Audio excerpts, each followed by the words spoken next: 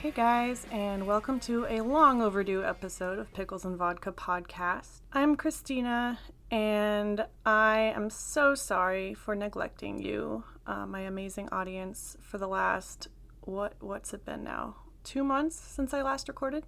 It's been a hot minute, and I'd like to say it's just because I've been lazy, or it's because I've had no motivation, or I couldn't find guests, and yes, those things are kind of true, but also I have been in a really bad place mentally for the last few months, and I've just kind of been downward spiraling. And to be honest, I was starting to be pretty suicidal, drinking 24/7 and not seeing the point of anything. And I started calling people, talking about how much I wanted to die.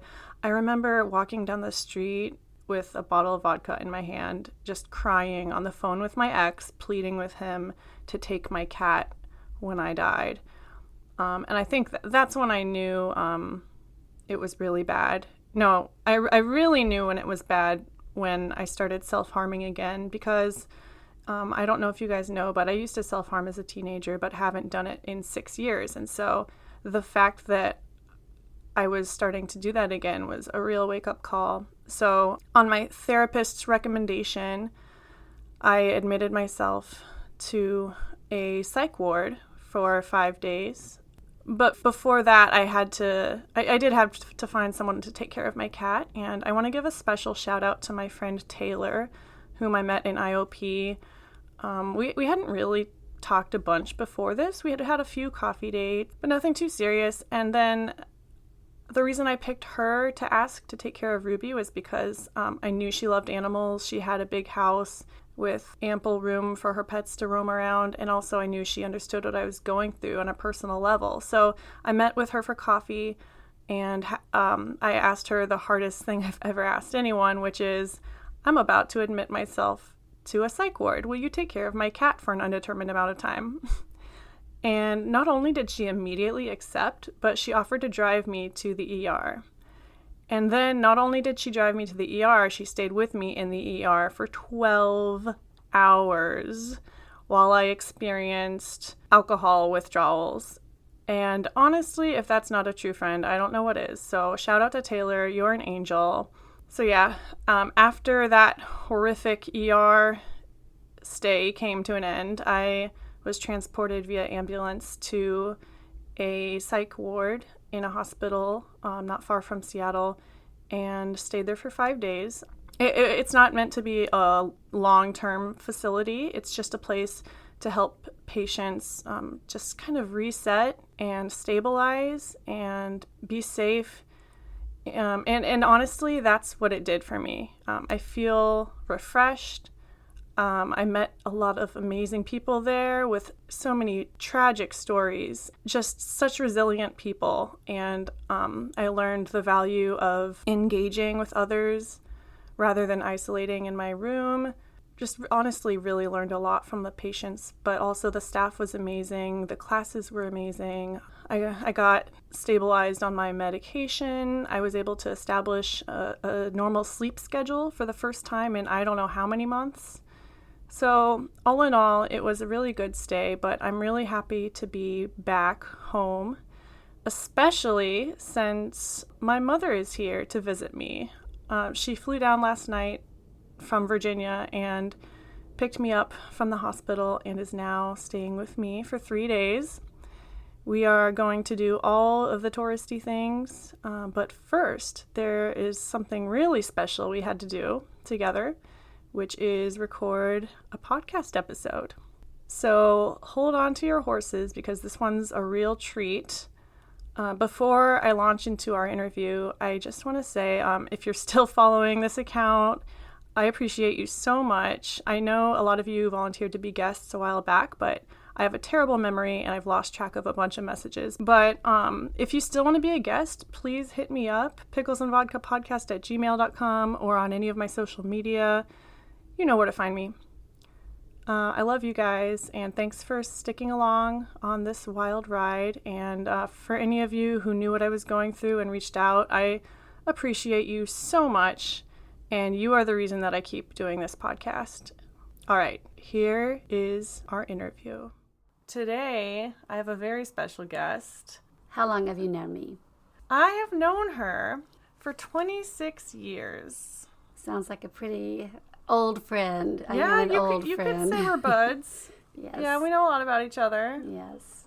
I don't think you have any other friends that love you quite as much either. And that's saying a lot. That is. I think she might love me more than even my cat. And that's saying a lot. Yes, I do. Okay, so I have here in the studio with me today my mother, the one and only Ginger Lou.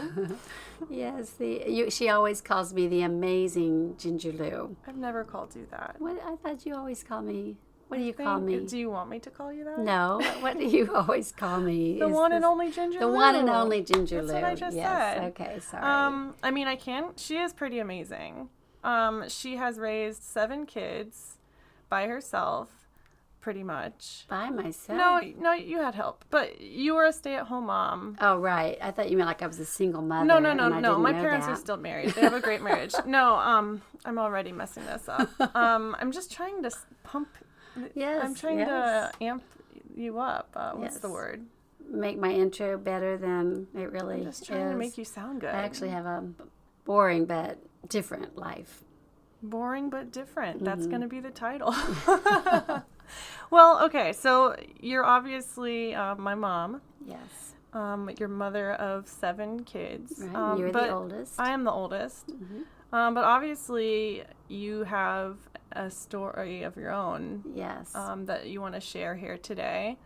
In light of the recent events of my life, we wanted to do the theme on new beginnings because I'm going through a really rough time, and I know a lot of other people right now that I know are starting over in life, and my mom has a lot of experience with that, and yes. I asked her to come on the podcast, and she was just so excited to share. She's been wanting to come on the podcast for ages. I have. And so, yeah, do you want to start by talking about your childhood? Okay. Like going all the way back? Sure.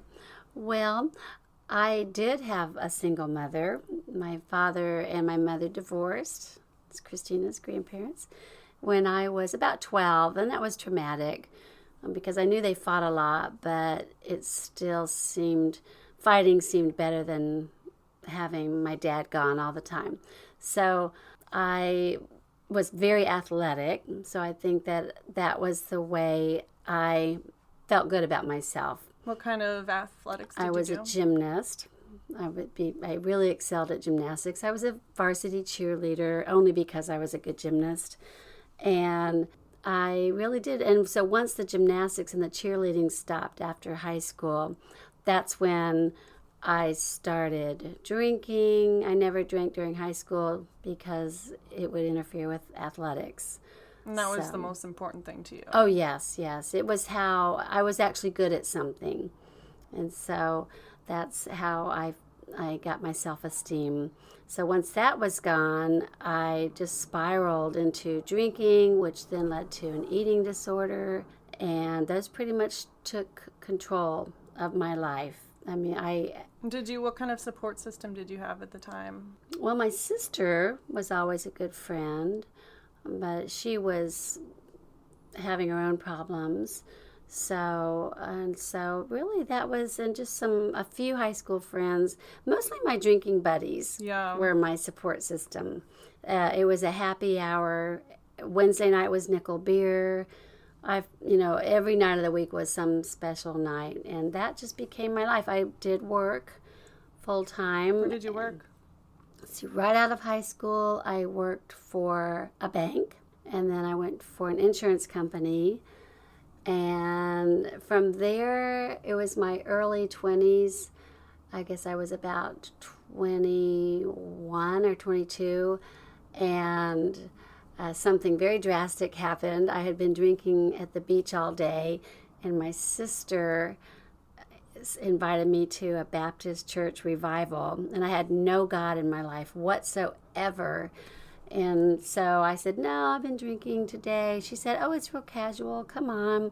So I went, and for me, that was the first time I heard that I could be loved in that deep way. Wait, so you were drunk the first time you went to church? I had been drinking all day, so I you were drunk? Yeah, I probably You was. never told me that. Yeah. Yeah. That's funny. So it's not one of my, highlights. I'm not proud of it, but the Baptists sing, just as I am.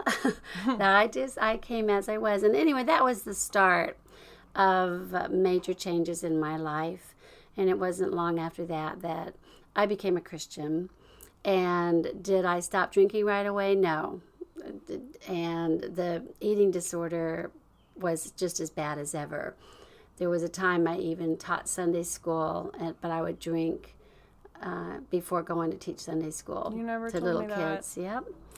And I had bottles hidden in the house because I lived at this point now. I'm living with Christian girls, a bunch of fun, loving Did any Christian of girls. them drink also? No, I don't That believe you knew so. of? No, I don't think they did. Could they sense that there was something different about you, or were you pretty good at hiding it? I was hiding it, but they knew that was part of the old Ginger. I don't think they knew that it was part of my life then. But I think one thing that has helped me through life is I've been pretty transparent. Yeah. I wear my... Well, it seems like you weren't back then. Right. I was hiding the alcohol. I just thought, it was just something I didn't want to give up. I can relate to that. Yeah. Yeah. Were you dating anyone at the time? I was a wonderful guy. And I think that relationship did go south because of the drinking. In fact, I ended up going to a treatment center for a month. And he tried to support me through that, but he was from a very upper class family. And I didn't fit into that at all.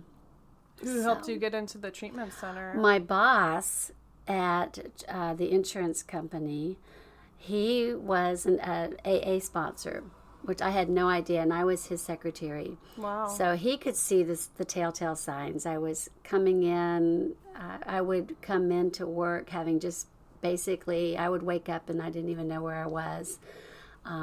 But yeah, he saw the signs and said, do you want to go through a treatment center? But yeah, I went 30 days in the treatment center, and it did keep me sober for 30 days. So and was that good. only for the alcohol, and was Yes. it for the eating disorder as well? It was just for alcohol. We didn't really talk about bulimia a lot back then. So was it only bulimia? I think that I didn't do anorexia. It probably started with anorexia, but then I started binging and purging. Do you want to talk about that a little bit? I'm sure it was alcohol related because... So the alcohol definitely came first. Definitely. Okay. Yeah, if I could go back and figure out what was the root cause, was it daddy issues? Was it blaming myself for my parents' divorce? Was it, All of the above. Yes, I think I constantly wonder, what was the root cause of all that? But, yeah, I was a mess. I was such a mess. I was so unhealthy. I was so thin and wearing maternity clothes. I never wanted anything that would reveal my shape at all because I always felt so fat. And that continued for many, many years. So anyway, yeah, I was a mess, and I did go through the treatment center. It didn't go to the root causes. I learned a lot about alcohol, how it kills all the platelets. Your body's constantly making platelets. I mean, it's amazing. But, I forgot how many ounces of alcohol would kill one day's worth of platelets. And so, I learned a lot of good. They try to scare you straight. Platelets? It's part of your blood. Okay. The composition of your blood.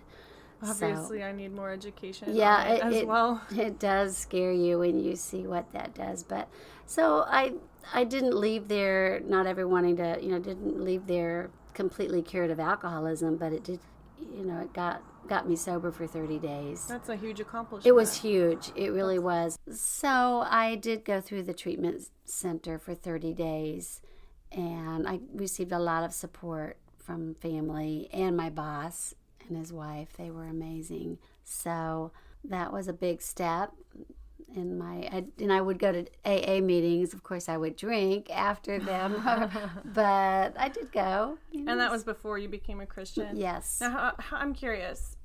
Did you go to AA after you became a Christian? Before. No, but did you also go after? I can't remember. How did you feel as a non-believer with the whole higher power thing? I didn't mind. You didn't mind? Yeah, I didn't mind. Okay. Yeah, it was helping a lot of people.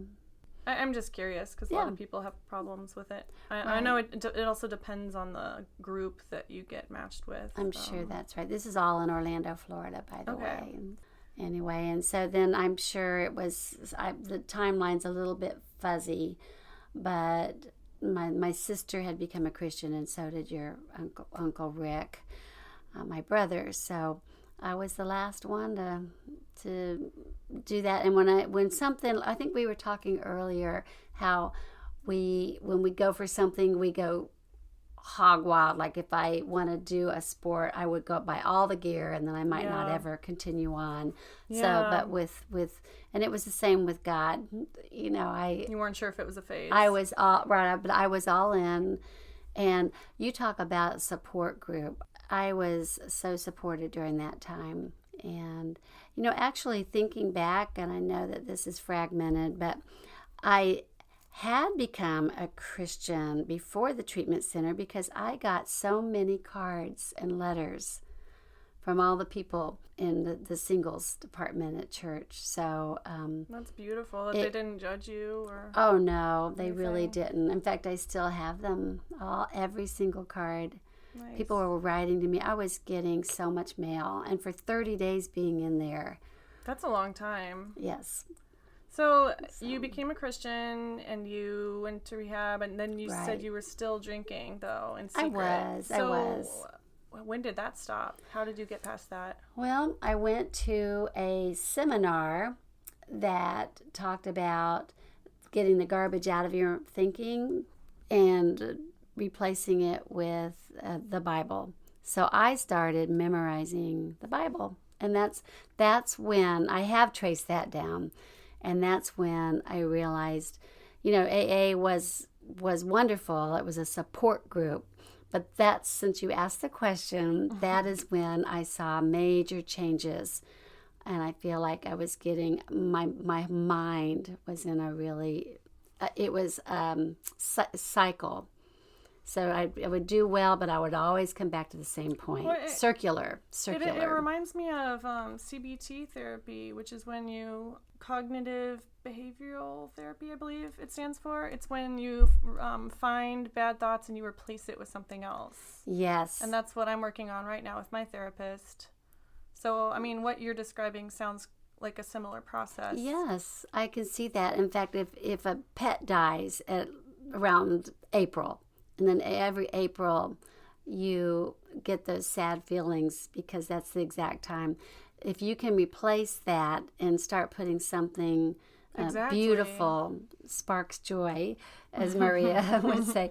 But the same type of thing. I would differ in thinking that the Bible is, it's a lot of power, but that's what happened. That worked for you, and that's amazing. And I think it is all about finding something healthy to replace the sad thing or the toxic thing, and it's incredibly hard to do. I'm trying to do it myself right now with alcohol and self-harm, and it's really hard. Right. And I think if self-harm was a thing back then, I might have done that, and when Karen Carpenter died, you always like to mention Karen Carpenter. That scared me to death because as far as I can remember, she was getting over her eating disorder when she had her heart attack, and that killed her. So that just scared me to death. I didn't want to die. For the small percentage of listeners who might not know who that is, can you tell the story real quick? Yes. You mean about Karen Carpenter? Yeah. Well, she and her brother had a famous group, the Carpenters. Like a singing group? I don't know if surely even some of the younger listeners might know, Close to You, They Long to Be Close to You. That was probably their famous. But yeah, I loved, and I still love her music. And so, but she died very young at the height of their career. She had a heart attack. And there's a movie on the Lifetime network on her life, and that just got to me. I thought, at any time I've damaged. I knew I had damaged my teeth from throwing up so much. I'm sorry to be graphic.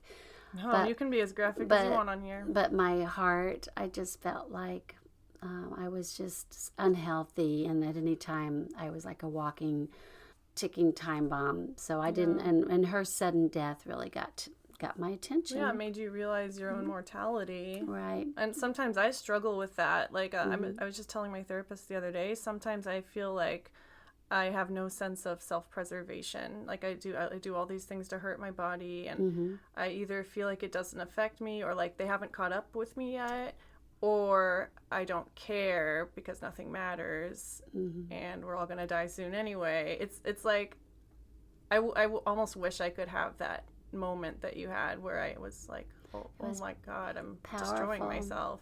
That was powerful, but it was gradual. And how old were you? I was about 24, 23, I guess. And it was gradual. I'm still growing, and it's still, I feel like, a process. Do you want to say how old you are now? I'm 60, the big 60. Woo. And, I was single into my 30s. I got married when I was 33 and had you shortly after. But I think it's amazing, first of all, having 7 babies in less than 10 years, that I was that fertile and never got pregnant during those blackout years without drinking and the crazy life I was living. To see that, obviously my body does know how to get pregnant and have a baby, but I just never did during those years. Do you think it was the eating disorder? And it could have been, because I know everything was messed up during that time. So how long did you was there a moment when you could say, I don't have an eating disorder anymore? I am recovered? Well, like with AA, we got our chips, and we always knew when the last time we drank, although I did drink after that. But I don't know. It was so gradual. My thinking about my body changed. My thinking about food changed. And I'm still a work in progress with that. I just had a friend talk to me about a month ago, said, you're malnourished, Ginger. I don't think you're eating enough. So I still feel like your podcast with Caroline really helped me. After crying, I literally listened to your podcast as I knew I was going to cry, and you had asked my permission, before sharing some personal things. I warned her. She did, and that was so wonderful. But I did. I cried a lot after that, but or during as I listened to it. But I'm just a work in progress still. I've come a long way, but you almost wonder, will you ever look at your body and staying healthy? I think I've come a long way now that I'm in my 60s. I can say. I mean, for me, at 26, I still hate my body, and no matter what I weigh, I can't seem to get comfortable in my own skin, and it makes me wonder, is it ever possible? Like, will I always live with these demons? And I guess that brings us to the topic of this episode, which is finding a new normal. Or how did you put it? Right. Well, I liked beauty from ashes to beauty, because I just felt like you wonder, am I going to be on this big heap of black ashes?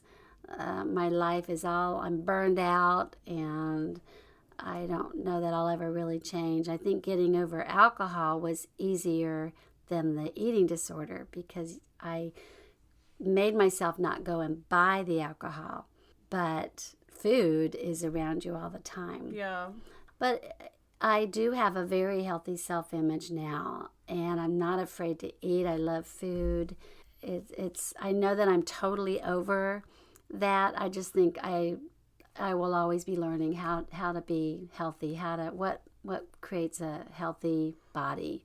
There's always great things to learn. You never really were educated in nutrition or anything like that. Right. That wasn't part of my growing up years. I love your generation is a lot more conscious of that. And I'm trying to get her to eat Brussels sprouts later. Gagging thinking about that. Okay, but you're used to gross boiled Brussels sprouts. I roast them in the oven, and they're amazing. And because I love you, I will eat a bite of your Brussels sprouts. But that was another thing. We didn't eat vegetables. I'm sure my mother tried to get me to eat vegetables, but I had no healthy eating growing up.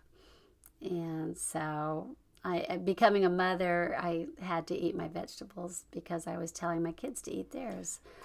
Question: how did becoming pregnant affect your body image issues? Not a bit. Keep in mind, I was 33 when I got married. And let's see, I was 33 when I had you too, because I got married in November and I had you the following July. You were due in September. I had a button that said baby due in September, and you came I've in always July. been really impatient. Yes, but no, I love being pregnant. In fact, it was sad to me that I didn't ever get to get huge with you. I was barely even showing, it felt like, when you were delivered. Andrew came at 42 weeks, and I was huge with him. Yeah, I bet you wished for the preemie then. But I'm telling you, I even after having babies, I was at my pre-pregnancy weight shortly after, even after nursing. So I think that's what has helped me. The fallacy of thinking that you cannot possibly enjoy food without, weighing 600 pounds. Yeah. Which is what you look at, you look at yourself in the mirror and you see a 600-pound person. At least I did. Yeah. I saw it. So the healthier my mind got, and I already told you how I changed my thinking with memorizing the Bible, but the healthier my mind got. So you basically distracted yourself with something healthy. I did. That's hard to do. It's not easy. I still have to grow in that area. So you're my mother, and you see me more clearly than probably anyone. What words of wisdom would you have for me in this time of my life? Well, the Bible says love your neighbor as yourself. Love yourself, girl.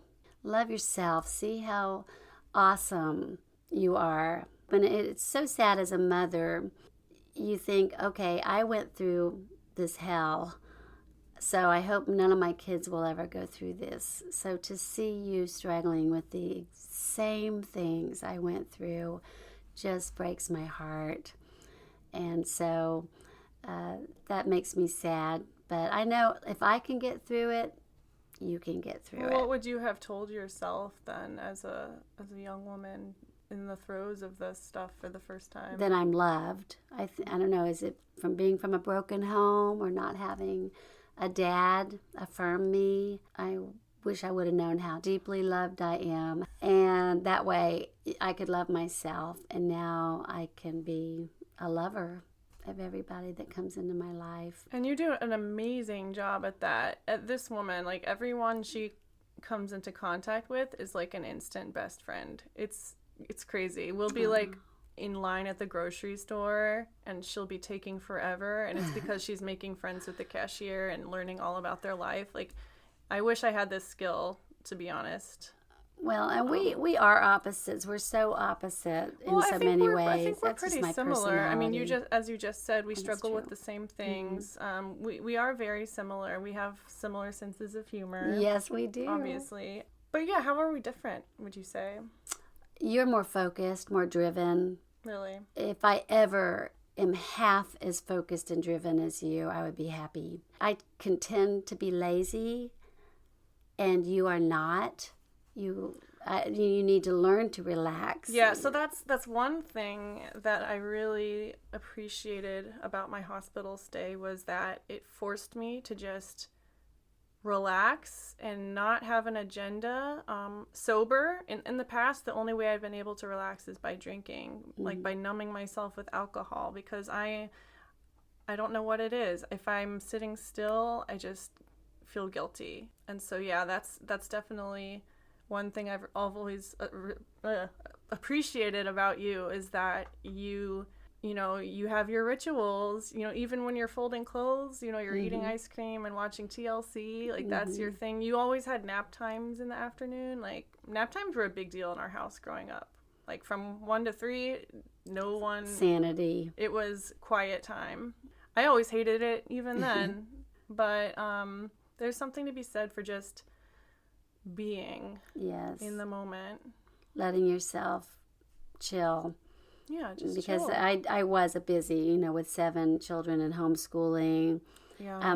That's another thing I personally regret is homeschooling as long as we did. I love that you all got foundational years of one-on-one instruction from a teacher who loved you more than anything. But there were so many better teachers than I. And I'm not a great teacher. I feel like by God's grace, I'm a great mother. Yeah, but I'm not a great teacher. Somehow y'all all turned out really smart. You turned out okay, I guess. Yes, but to do it over again, and especially I had elementary, middle school, and high schoolers all at the same time. I can't believe that. Yeah, that was something I personally would have changed, just because I had too many students to do a great job. But no, you have a lot of strengths, and I think it's fun getting older. I'm not out to prove anything. I can just love people, love myself. Yes. So what does your new beginning look like for you? That's a good question. So now you are approaching a new phase in your life. Almost all your kids are out of the house. Right. What is your new beginning? Well, and that's a good question. I think that through life you go through stages, and I was always the mother of 7 children. But really, I have to say, that's not my identity anymore. I mean, who am I completely separate from 7 children, wife of a great guy? Because at any point, the ebb and flow of life, those things can change overnight. Yeah. Not just the fact that the kids are leaving the nest, although there are still 4 living at home right now, which is like, goodbye, little birdies, fly away. No, but actually, my oldest son, who is married, they just had to. They needed to live with us for about 3 weeks, so that 5 of them are home now. But you loved it. But who am I apart from anything else? And I think I'm discovering that, Christina. I don't know for sure. Who I am. I love God fiercely. That's the one thing that will never change. And I love my family fiercely. But I know that you guys are going to be in and out of my lives. Sometimes I love being in Seattle with you right now. I'm in Seattle. She flew out last night to visit me. This morning she picked me up from the hospital, and we have 3 days to enjoy the sunshine in Seattle together. This is the absolute Mount Rainier is right. You can see this mountain. She won't stop freaking out I about love the this place. It's absolutely gorgeous.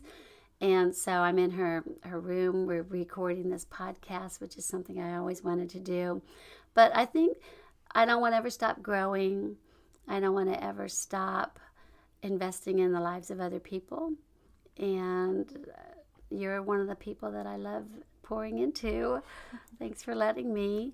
Of course. But I do have a lot of regrets from not so much before I made this drastic change with God, but it was the mistakes I made. I think it helps people to hear about those mistakes, because I think there's a stereotype out there that Christians never drink or never make mistakes, or if they do, they cover it up. I think it should be something that's spoken about more openly. Right, and I took prescription drugs. I abused my prescription drugs for a little window of time, and it was just terrible. When was this? And this was how I coped. This was when we were living in the Chicago. Dad was actually pastoring a church, and so I knew better, but that was just self-harming and self-medicating. Well, yeah, I think the terms are interchangeable sometimes. Mm-hmm. I feel the same way with alcohol, especially my last bender was where I was just drinking 24/7, and it felt like self-medication. The idea of going without it was just too terrifying. Would you say that was how you felt with this prescription drugs? Right, and finally, your dad took all the medicines to my doctor and said, this is what she's taking. This is a cocktail of meds. And it was such a wake-up call when I ended up being in the hospital for 3 days detoxing from that stuff. So, I remember that. you live and you learn, and that's one of those. This is after I have all these kids, and so. And that was a rough time for all of us. It was, but yeah, we won't go into no, that, it was a rough time, and we all dealt in our own ways. Right. So, but I learned from it. I don't mind if I can learn something from my mess ups, then apart from hurting people that you love so much, I think it's worth it if you can learn something and become better as a result. And in my 60s now, I'm proud of all 7 of you kids, and everyone has their issues, I know, but I would have 7 kids all over again. And you're my pride and joy. You really are. I love you. I love you too. And I'm still learning, though, and looking forward to seeing what life's going to be like in my 60s now. Yeah, it's a new chapter. You can be whoever you want to be. Right. And you said something really interesting. I want to go back to the whole identity thing. You said something really interesting to me on the phone a few months back. It was like a podcast you listened to about identity. Do you remember? Might have been the Happiness podcast with Gretchen Rubin and her sister. Yeah, didn't you have like an awakening when you listened to that? Yes, and it was, we all have identities, and you have to, they talked about invest, and you try it out. You invest in whatever your identity. Right now, my only identity was mom of 7 kids. So that's and what that you seems invested sad. in. I don't think it seems sad. I think you need balance. You can't just pour yourself into us, because then once we're gone, what do you have? Exactly. But with that said, I think it is a great honor and to have been raised by you. And I think it was a worthy endeavor. And absolutely. Yeah, absolutely an identity that you should be proud of. But your dad's always asking me, what hobbies? You just asked me on our walk an hour ago, what hobbies do you have? And I really do not have any hobbies.